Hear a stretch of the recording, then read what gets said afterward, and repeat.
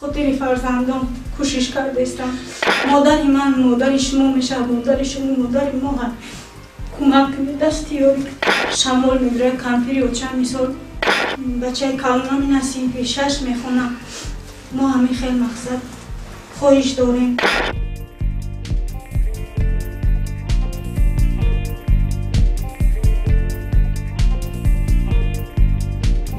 سلام تماشابینان کانال تماشا تیوی، احمد هستم، مسئول کانال و وابسته به ویدیویی که کرده بودیم درباره بیاسما دولت و زندگی طاقت فرسای او که در یک بینای صدموی زندگی میکند و از همه اون نفرانی که دستی کمک دراز میکنند به این نفر خواهش کرده بود که کمک خود را برای آنها رسانند.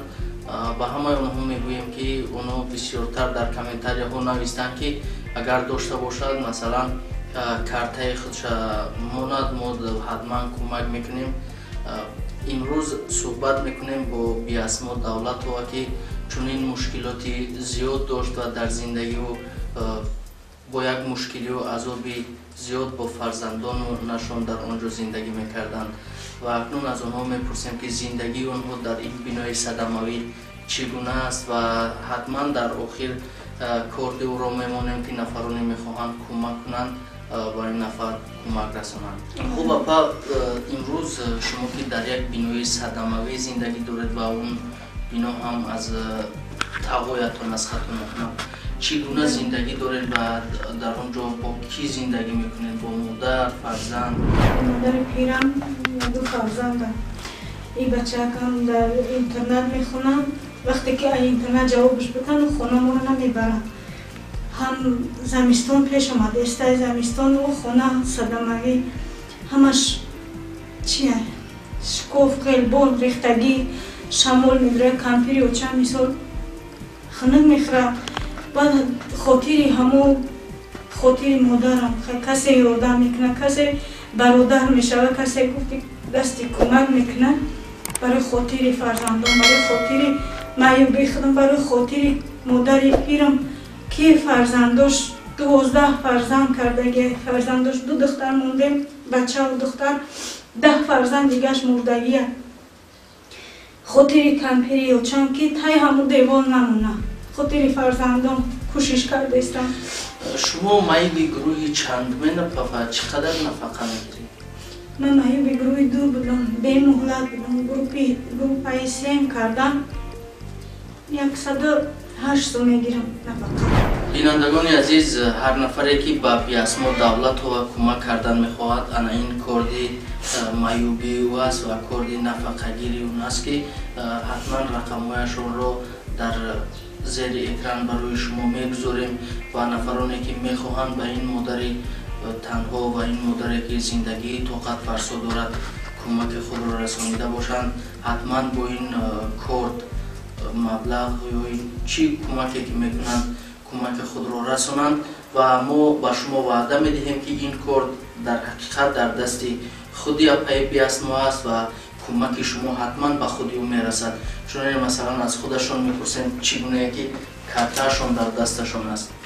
بله، کارت اینوالідی خودمه، کارت اینوالідی خودمه. معیوبم، بچه کلنامی نسیم که 6 میخونم. ما همین خیلی مقصد خواهش داریم. مادر من مادر شما میشه، مادر شما مادر ما هست. کمک دستی یاری. هنگامی که با این مادر تنها صحبت میکردیم اندوه گلوگیرش میکرد و اشک از چشمانش به اختیار جاری میگردید. از این اشکهای او پی بردن ممکن است که زندگی با این مشقت‌هایش و این مادر تنها به نهایت دشواری آورده است. 93 848 11 86 باقی سربران پناهشون به خدا کسی کمک میکنن، پناهش بر خدا مددگارش باشه. با خاطر آینده 2 فرزند نابالغی که شاید با تحصیل در مکاتب میانه و عالی یکی از فرزندان آینده دار و فرزندانی شوند که برای این مرز و بوم برای وطن خدمت شایسته کنند. از هر نفر شما خواهش کرده می شود با این مادر کمک رسونید، کمک شما باز دستگیر شما شود. مادری تنهایی که همیشه اذیت میکشد، مادری تنهایی که زندگیش با رنج و عذاب است و همه ما البته دست یکدیگر گرفته کمک میرسونیم، زیرا بهوده نگفتند و این مادر از همه هموطنان خواهش میکند که با اون دستی کمک دراز کنید. دستم بگیر ای هموطن. واقعا زندگی تضادهای زیاد دارد. زندگی با همه افتادن و خیستنها، با همه مشکلات و بردباریها، با همه این عذاب و کلفتهایش شیرین است. به خاطر آینده شیرینی این دو نورسه که امروز زیر تربیه بی‌اسما دولت و زندگی میکنند و به پایان میرسند، کمک خود را دریغ ندارید هموطنان عزیز.